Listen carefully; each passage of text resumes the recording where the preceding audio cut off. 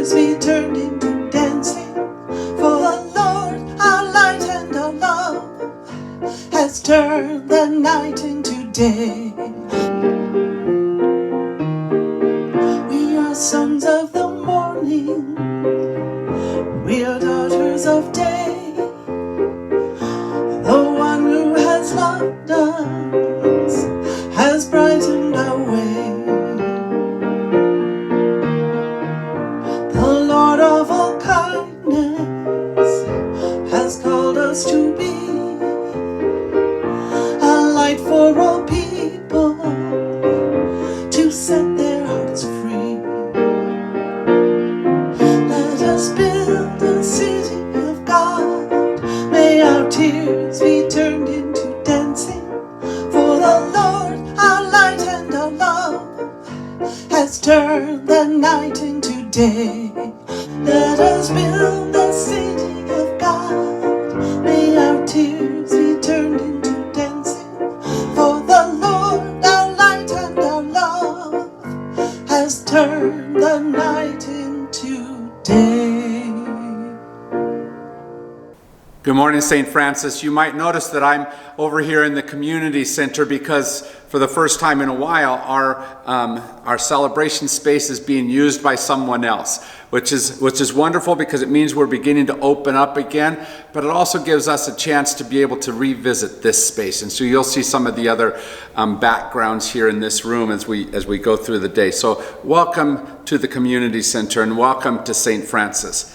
I want you to continue to pray for David and Susan. David is still in the hospital, and Susan is still, stuck in the hospital as well with him. And so send lots of prayers their way as they continue to heal, as David continues to improve. And he is getting better with some of the typical bumps in the roads that come along in a healing process. I have one other announcement that I want to make. It's been a long 18 months that we've been dealing with COVID, and we've been in this space of not quite perfect. And last spring, if you remember, for Easter, we had you do a writing process and write to us your take on different things around that event. We have another prompt for you. We'd like you to write a story for us, or some piece of writing, or a picture if you would rather, that answers this question. How has this 18-month-long pregnancy been for you? What is it that's happening inside of you? What are your swollen ankles? What are your cravings that you have? What's happening to you during this 18 months? You have 3 months to be able to write that, and we will share those with each other during the Advent season. Now let's light our candles as we begin our time of celebration together.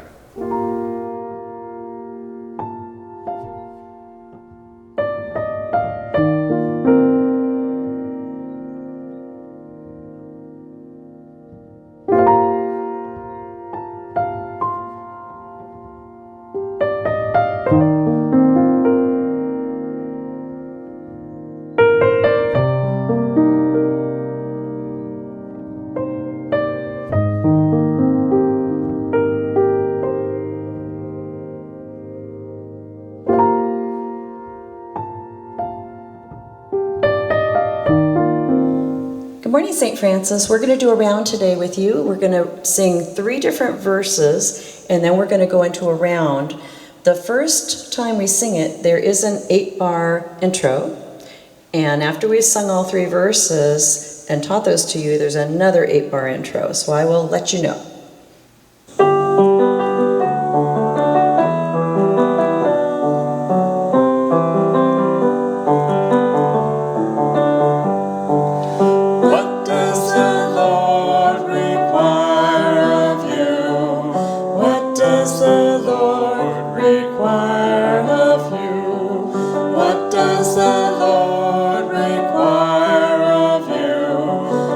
Does the Lord require?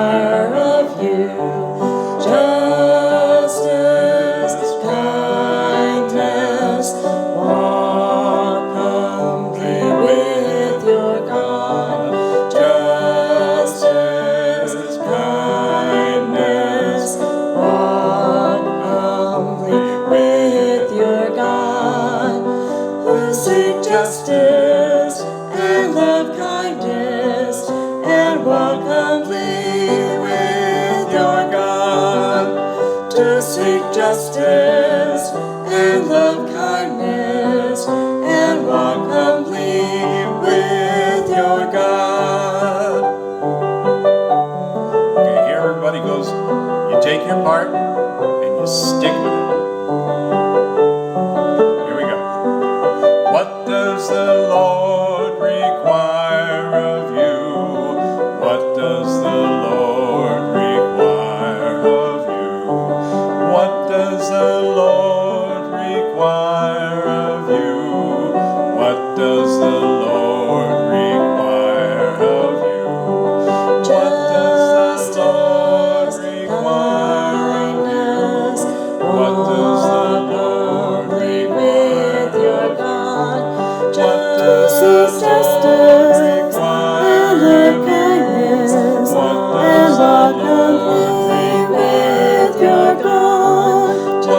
the Lord require of you? What does the Lord require of you?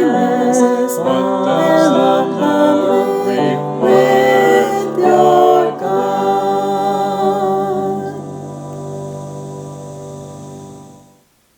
How far you go in life depends on your being tender with the young, compassionate with the aged, sympathetic with the striving, and tolerant of the weak and strong.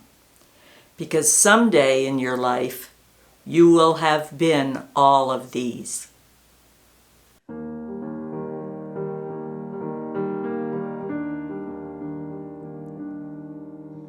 To dream the impossible dream, to fight the unbeatable foe, to bear with unbearable sorrow, to run where the brave dare not go,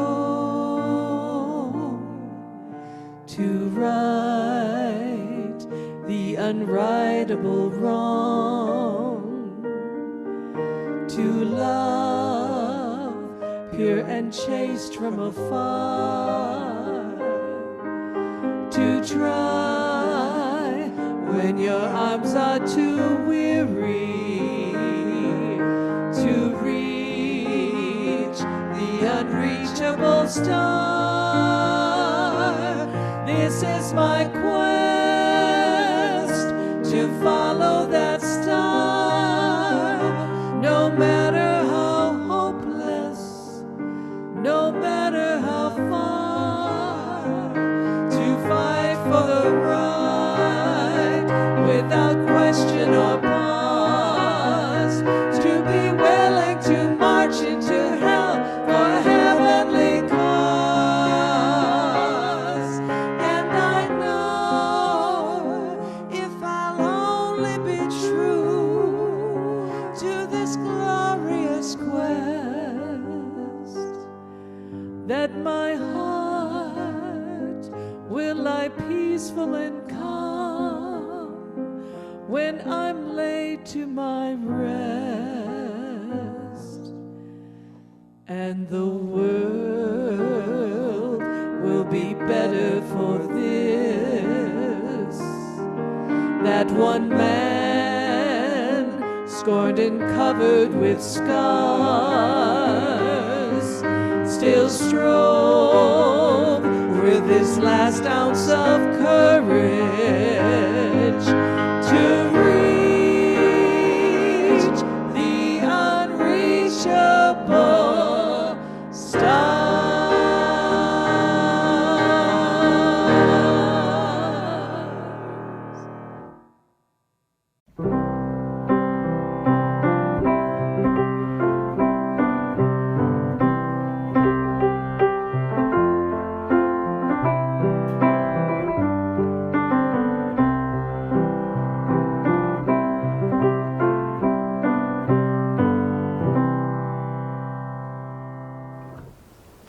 Good morning, friends. Today I'd like to share with you a book called All Are Welcome You've heard that around St. Francis a lot. But this is a story by Alexandra Penfold and Suzanne Kaufman. It's set in a classroom, but I think you can use your imagination to know that it's about St. Francis as well. Pencils sharpened in their case, bells are ringing, let's make haste. School's beginning, dreams to chase, all are welcome here. No matter how you start your day, what you wear, when you play, or if you come from far away, all are welcome here. In our classroom, safe and sound, fears are lost and hope is found. Raise your hand, we'll go around, all are welcome here. Gather now, let's all take part. We'll play music, we'll make art. We'll share stories from the heart. All are welcome here. Time for lunch, what a spread. A dozen different kinds of bread. Pass it around till everyone's fed. All are welcome here. Open doors, rush outside. We will swing, we will slide, we will have fun side by side. All are welcome here. We're part of a community. Our strength is our diversity, a shelter from adversity. All are welcome here. We will learn from each other, special talents will uncover. There's a big world to discover. All are welcome here. So much to learn, so much to do when the busy day is through. Can't wait to come back, start anew. All are welcome here. Head for home to get some rest and greet tomorrow ready and fresh. Our time together is the best. All are welcome here. You have a place here. You have a space here. You are welcome here. I hope you feel welcome at St. Francis and that you share that welcome in your classroom and in your life, where in your neighborhood. Let's be a welcoming family. Love you guys.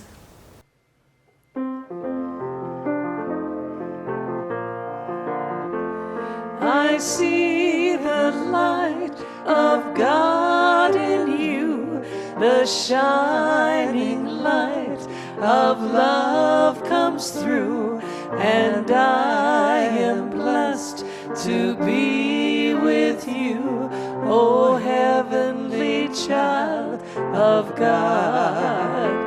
I see the light of God in you, the shining light of love comes through, and I am blessed to be with you, O heavenly child of God.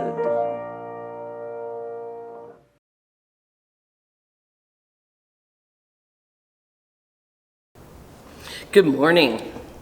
I'm Barbara Eisworth, Chair of Refugee Ministries here at St. Francis, where we have a long history of social justice work, activism, and humanitarian relief work. I'm the founder of Ishkashita Refugee Network, named after the Somali word for working cooperatively together. Ishkashita is best known, after 18 years now, for its work harvesting 150,000 pounds of fruit from people's backyards annually. But behind the scenes is much, much more, where staff and volunteers give hope and offer all kinds of assistance. And when I say all kinds, I mean all kinds.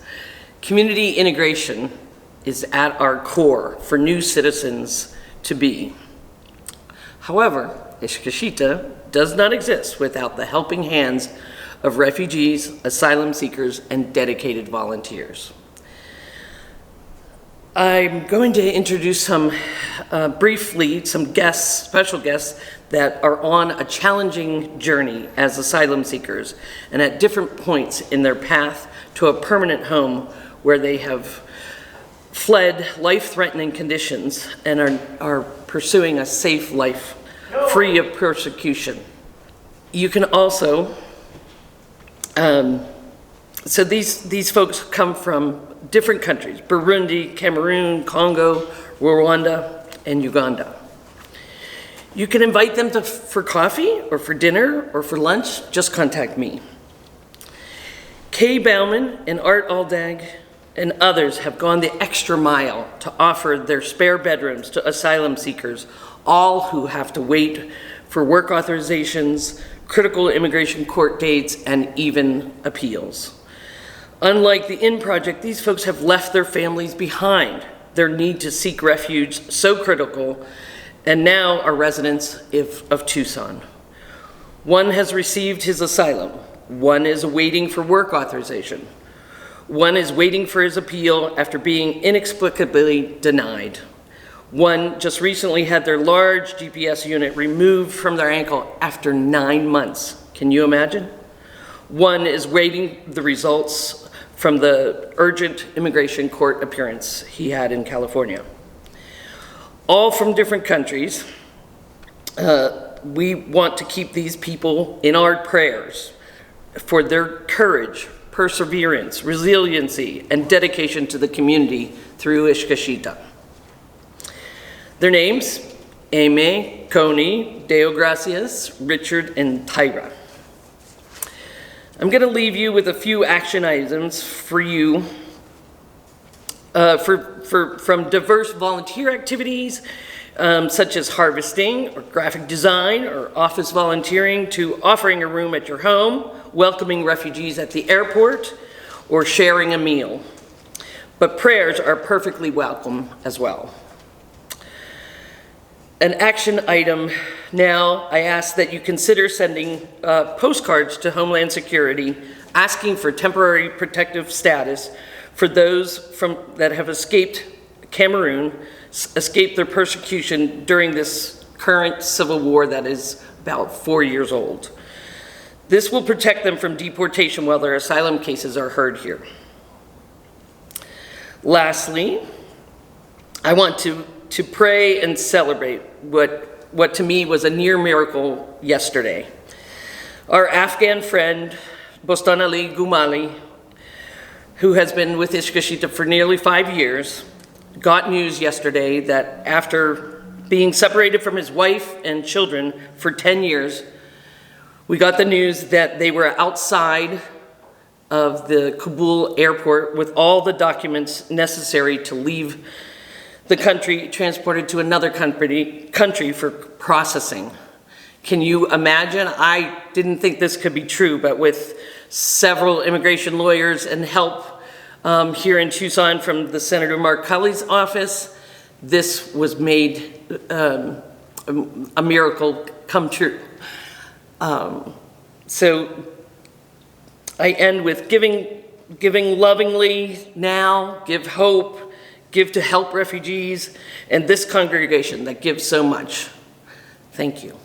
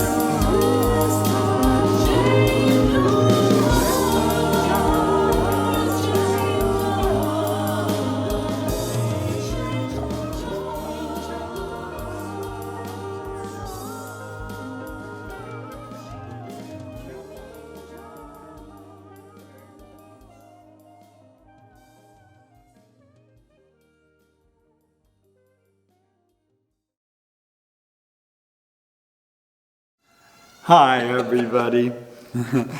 I'd like it if you could join with me in prayer, so we might all share a different kind of experience than the kind we usually experience in our world. And let's start by taking a big breath in and then letting it go and letting everything else go with it. Again. Yeah, all the fear, all the worries. One more. Okay, all right. God. How can we even think about you? You're the ground of all existence, the life, spirit, and energy of the universe. A loving intention and force that's beyond anything we can imagine. A patience with us that's just beyond belief. You've created us as extensions of yourself. You're part of us. Your love is part of us. You're the real part of us. Your kindness made us kind. Your wholeness and your holiness made us exactly like you. Helpfulness created us helpful.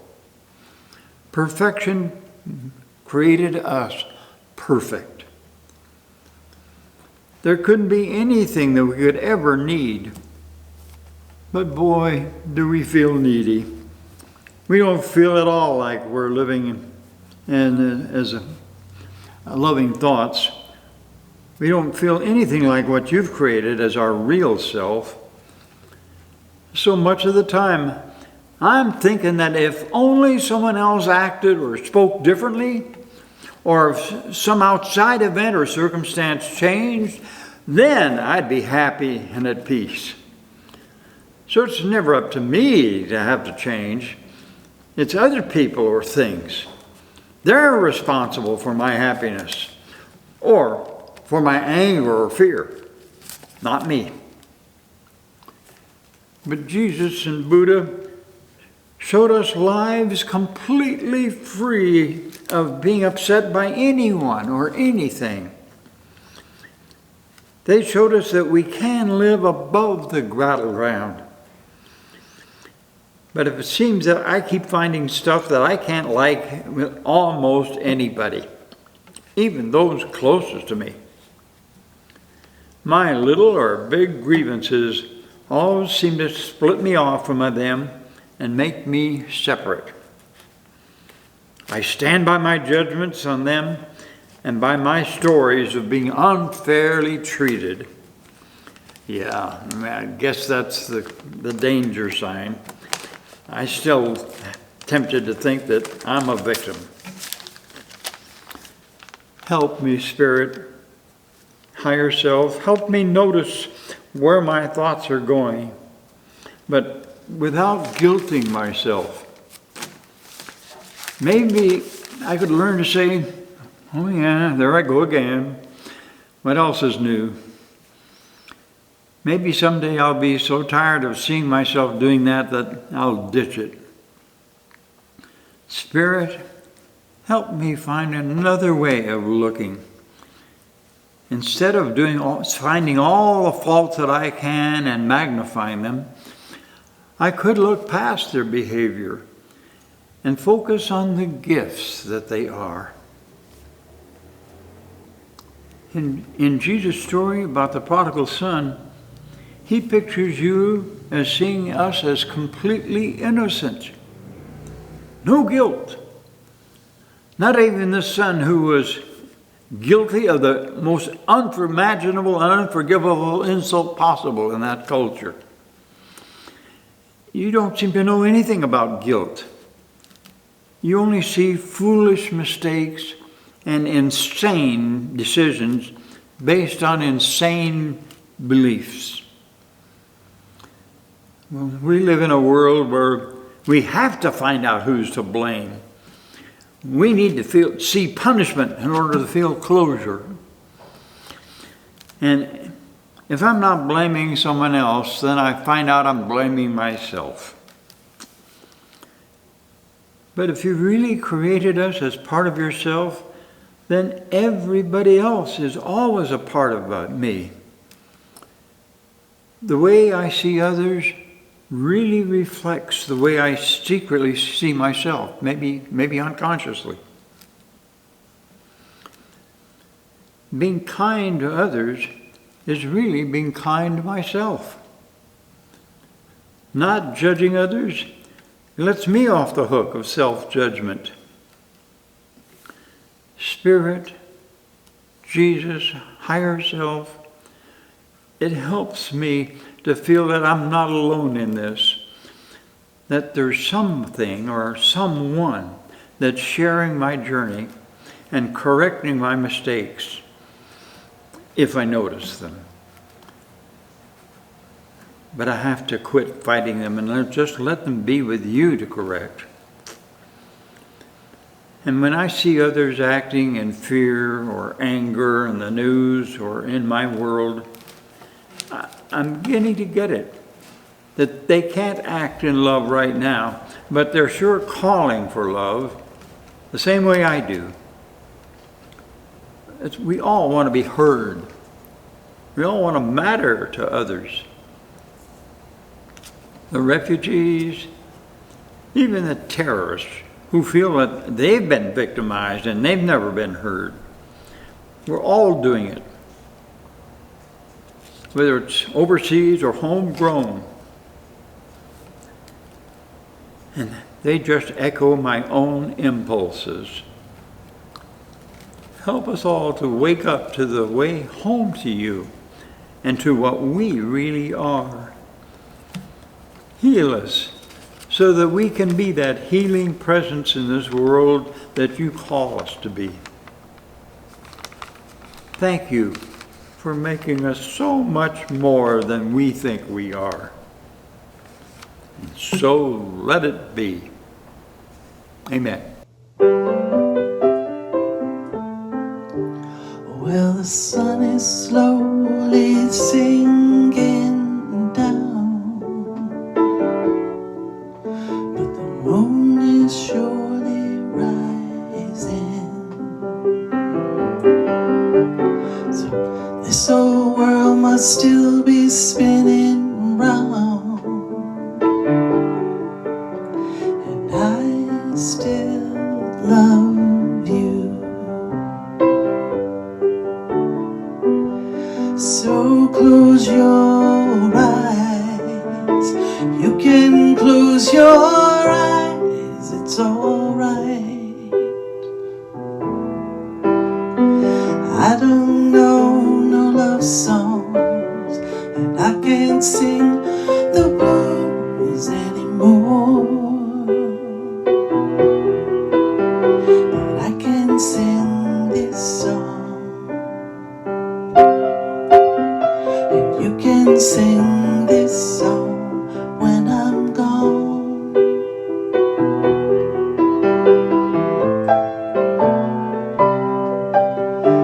It won't be long before another day. We're gonna have a good time. No one's gonna take that time away. You can stay as long as you like.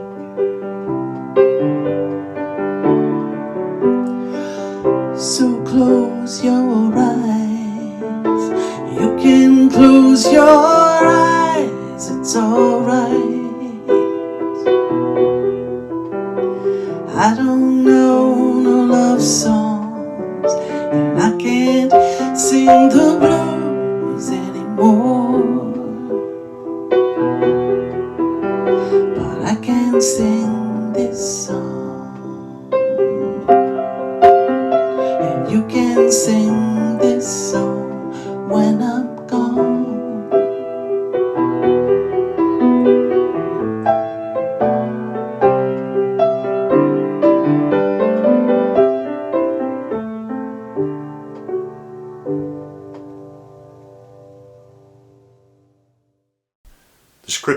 is from Exodus and Leviticus. You shall not steal. You shall not bear false witness against your neighbor. You shall not defraud your neighbor. You shall not steal. And you shall not keep for yourself the wages of a laborer until morning. You shall not revile the deaf or put a stumbling block before the blind. You shall not render an unjust judgment. You shall not be partial to the poor or defer to the great. With justice you shall judge your neighbor. You shall not go around as a slanderer among your people, and you shall not profit by the blood of your neighbor.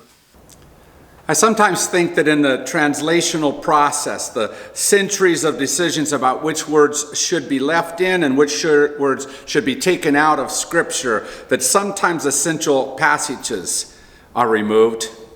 Like, I think that after this passage that was just read about not defrauding your neighbor and not slandering each other, I think they left out the line that said, except when they're an idiot.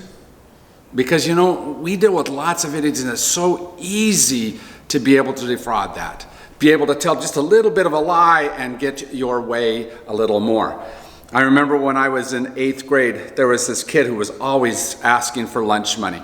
His name was Jesse, and he came up to me towards the end of May, so towards the end of school, and he said, can I borrow 40 cents?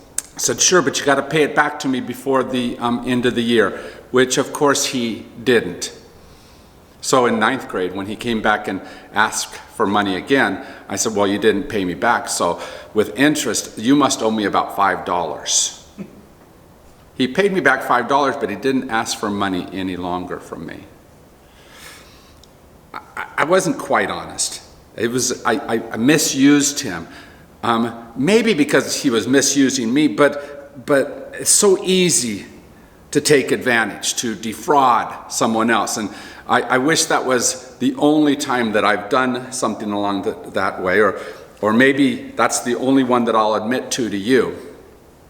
But it's really easy to be able to do that type of thing. We know we're supposed to be honest in all our dealings. We know that our mamas and papas and our teachers told us that that's how we should act. Our pastors have preached it from pulpits throughout our lives. We know that, but in the day-to-day, we find lots of little ways to not have complete honesty. It's not always a simple road to walk or to maintain in our lives, especially when there are lots of ways to be able to lie, cheat, and steal and get an advantage, to get ahead, to gain something in life. And so many of those ways are validated by those around us. I heard a very distressing story this week. It comes out of Tennessee, a church in Tennessee, pastored by a man named Greg Locke.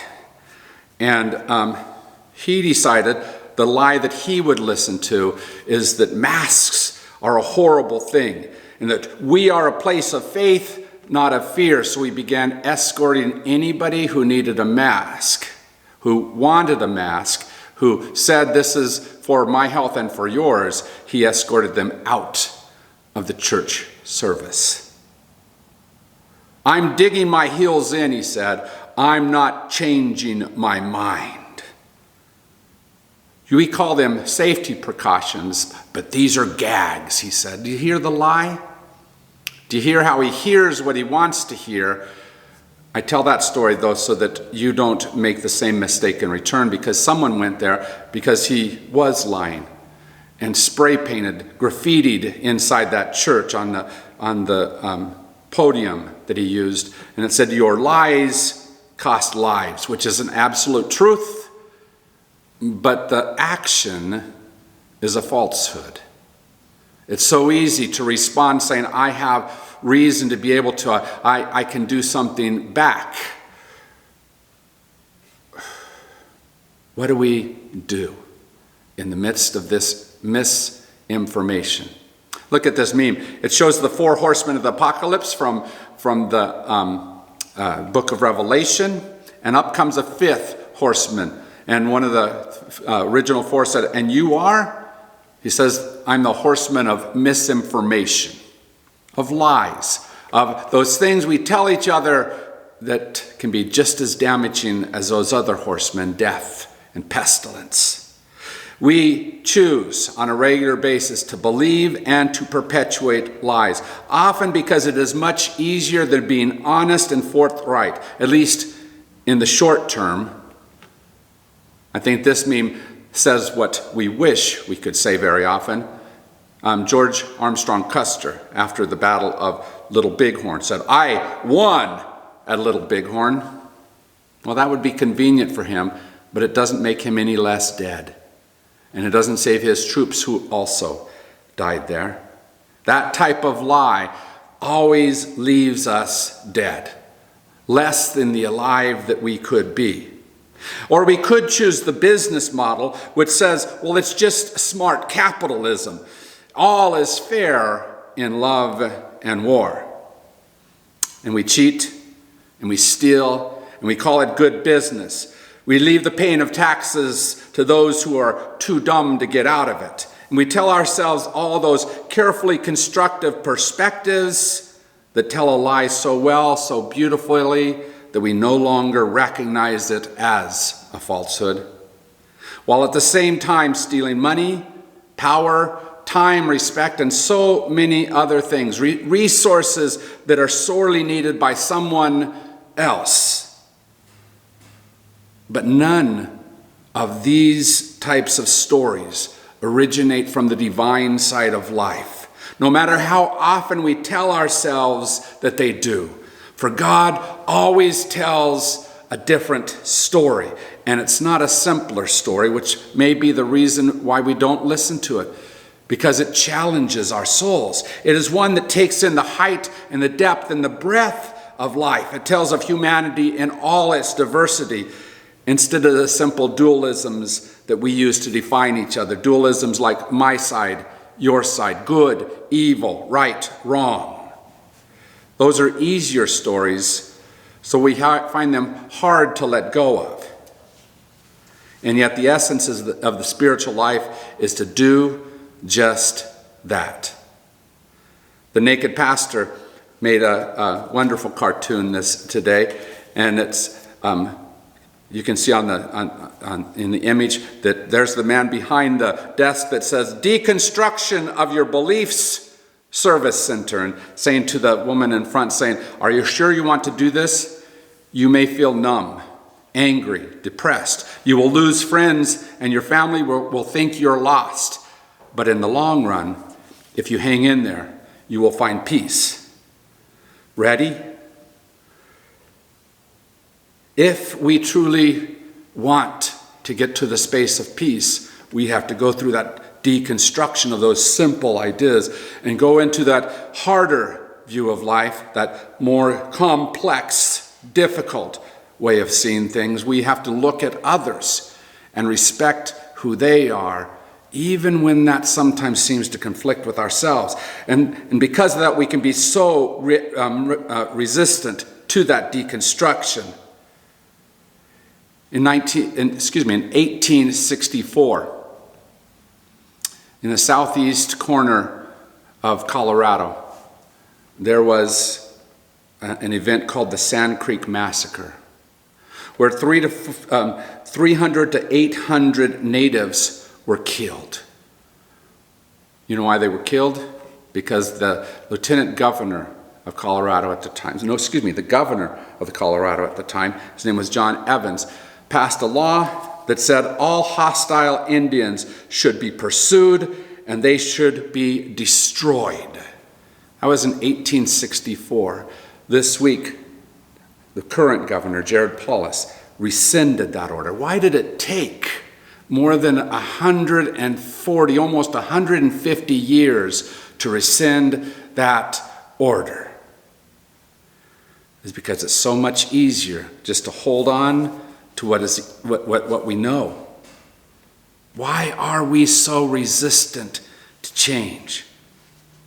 Why can't we leave behind that which is harmful? Why do we hold on to it? And it's harmful not just to them, it is harmful to us. It is harmful to our planet. It is harmful to our future.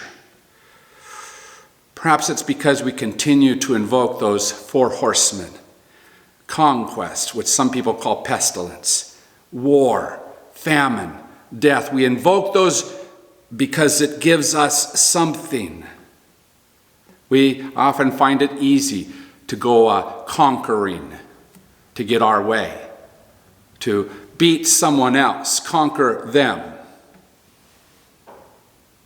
But that means we have to answer the question of, why does Afghanistan continue to happen? Why does Vietnam continue to happen? Why do we continue getting into those situations that are unresolvable and have only negative effects?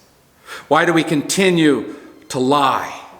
Why do we continue to steal? Why do we continue to cheat each other? Well, it's the very same answer. Because it gives us an advantage of some sort. Because we profit from it in some way or another. But at whose expense? Somebody put a meme up this week. It might have been Nancy. And it said, "I'm already against the next war." I like that. Are we already against what is going to once more put us in that place of hurting each other, of damaging each other, even if we benefit from it? Are we against it because it's somebody else that gets hurt? And why do we do that? Why do we need to make that other choice? Because we have to see that they have the light of God in them, as Joe's saying. That we have to see that that light lives in them. It's easy for us to not see their essential humanity. But we also need to acknowledge that their humanity parallels our own and is just as valuable as our own. Our call to awareness by George Washington Carver, that incredible scientist and inventor, said, "How far you go in life depends on your being tender with the young, and compassionate with the aged, sympathetic with the striving, and tolerant of the weak and the wrong, because someday in your life you will have been all of those." We have all needed someone to be compassionate with us, and that should call us into compassion for the other as well.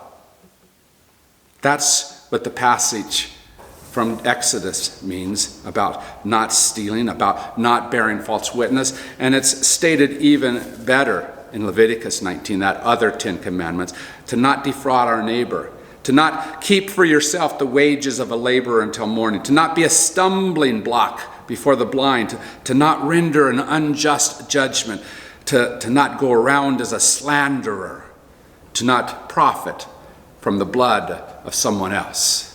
All of those things are saying, how do you look at that other person and care for them as much as you care for yourself?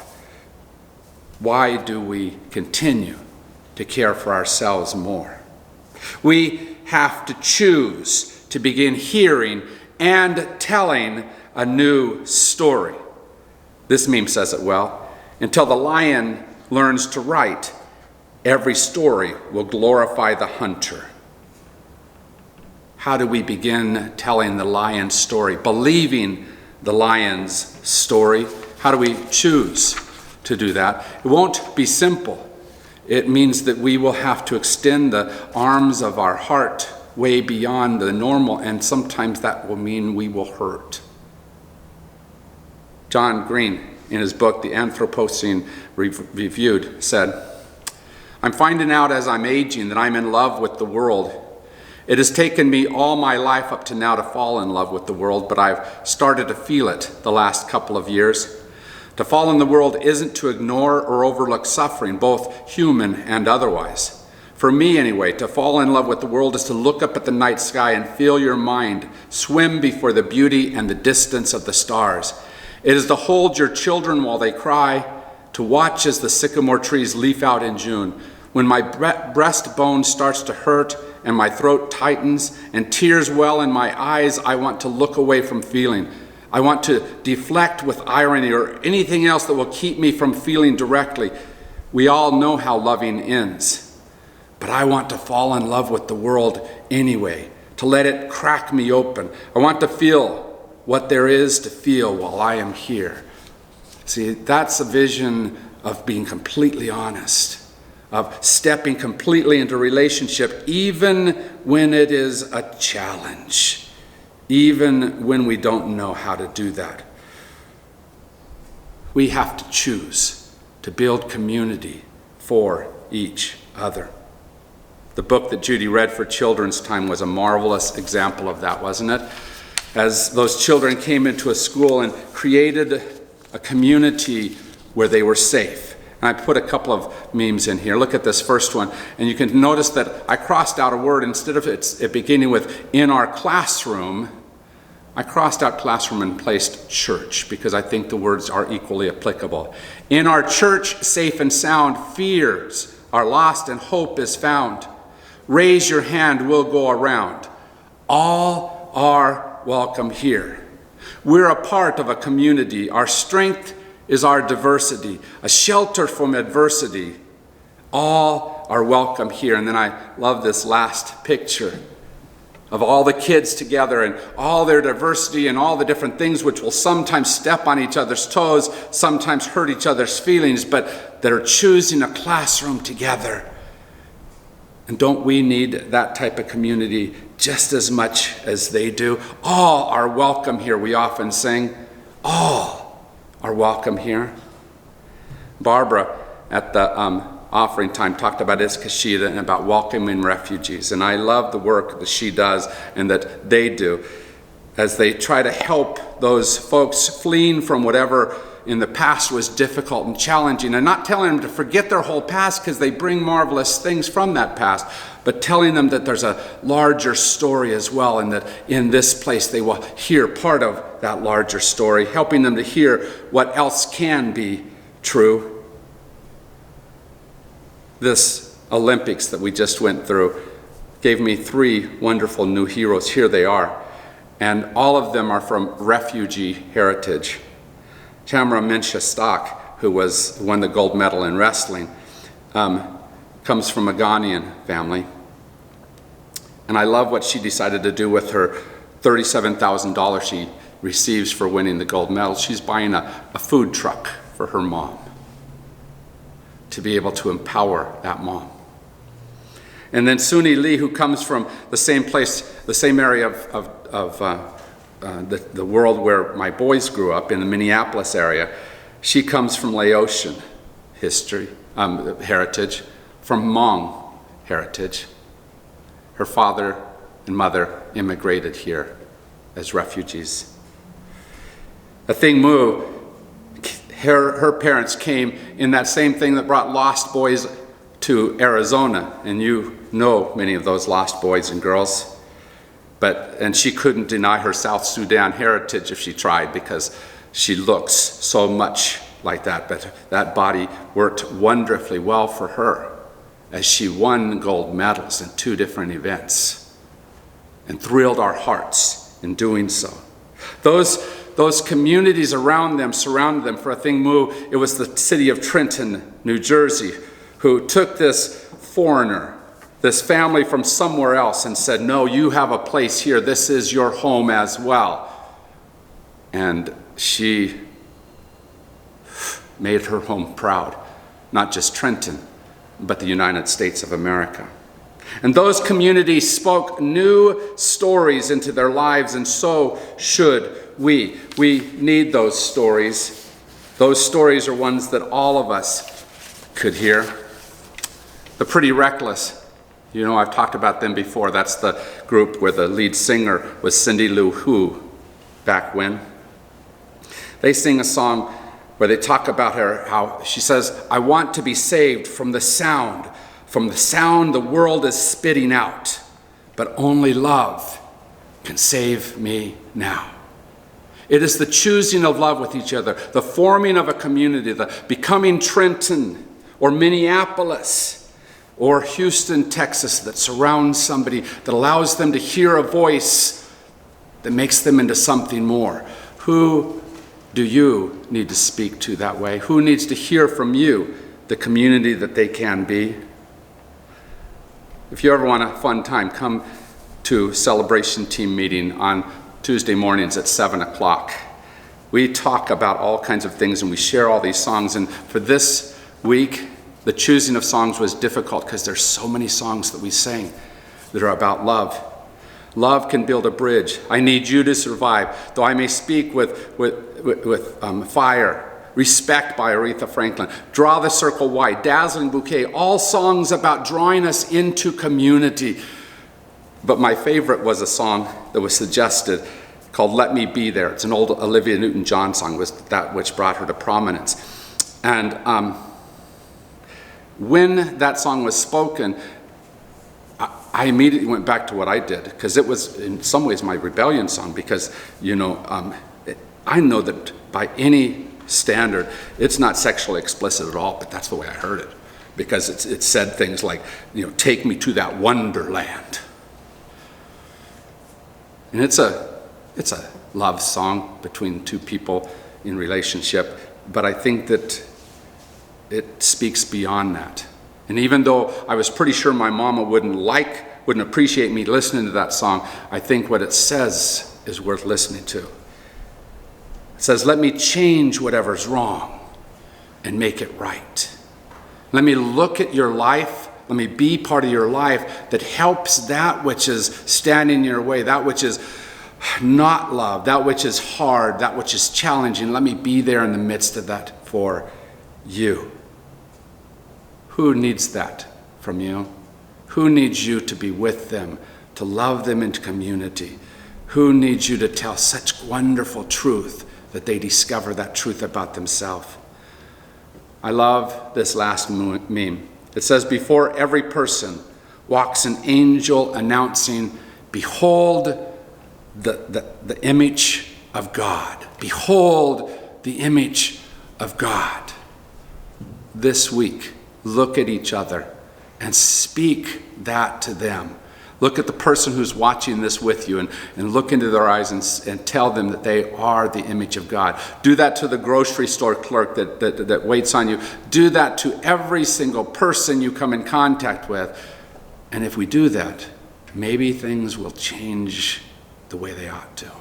Maybe, definitely, we will find God together. Amen? Love, shine a light in every corner of my heart. Let the love light carry, let the love light carry. Light up the magic in every little part. Let our love shine a light in every corner of our hearts.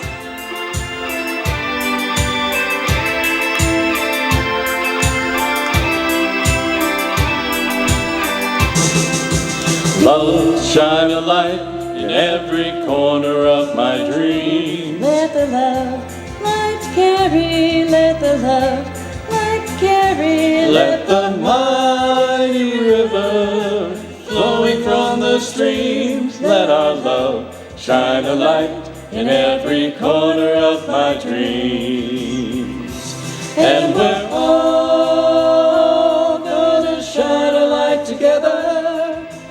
Oh, shine a light to light the way. Oh. Brothers and sisters, in every little part, let our love shine a light in every corner of our hearts.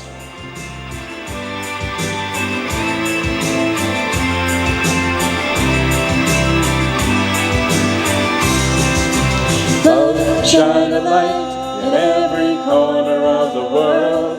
Let our love light carry, let our love light carry. Light up the magic for every boy and girl. Let our love shine a light in every corner of the world.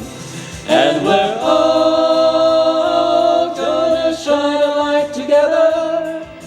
Oh, shine a light to light the way. Oh. Brothers and sisters, in every little part, let our love shine a light in every corner of our hearts. And we're all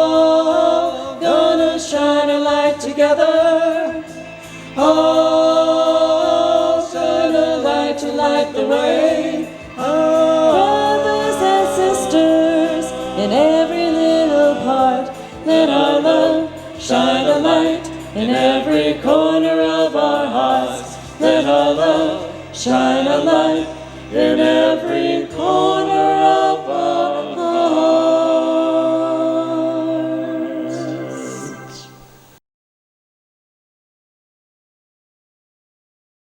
For 18 months, I've been hoping that this pandemic would bring us together. And it hasn't quite done that up to the vision I had, at least. It didn't help that we had arguably the most divisive election in history that was tearing us apart. And yet, we should have been able to find community and ways to love and become something together in the midst of that which was so dangerous and difficult for all of us. We can still do that if we choose. If we choose every single day to look at that other person and see the image of God and not lie and steal and cheat to be able to take things from them, but give them the wonder of that image of who they are. So I leave you with this benediction from Howard Bell. May you notice the miracles overflowing in every instant. May you be ready to dance to everything you hear. May you taste the richness in everything on your plate. May you feel the warmth of every touch, the tenderness of every kiss. May you be moved to joyous laughter as you find your courage in the middle of the storm. May you see the face of God in everyone you meet. And may I add, may you be the face of God for everyone you meet. Amen.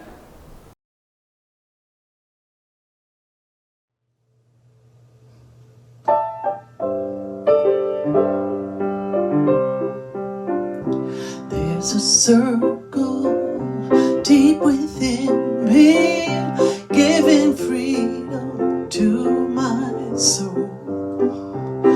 It spirals, turning upward, making all my being whole. Will the circle be unbroken by and by, Lord, by and by? Stretch your hand out to your brother. Here am I, Lord, here am I. Who am I to close the circle? I may be the needed one. I will reach out to the others. Together we may see it done. Will the circle be unbroken by and by, Lord, by and by? Stretch your hand out to your sister. Here am I, Lord, here am I. There's another circle turning, not within, yet not without. Somehow something still is missing. What can be this heavy doubt? Will the circle be unbroken by and by, Lord, by and by? Stretch your hand out to another. Here am I, Lord, here am I. Ever turning, ever spinning. Now I see the circles three. One within me, one beside me, one with God eternally. Will the circle be unbroken by and by, Lord, by and by? Stretch your hand out to a stranger. Here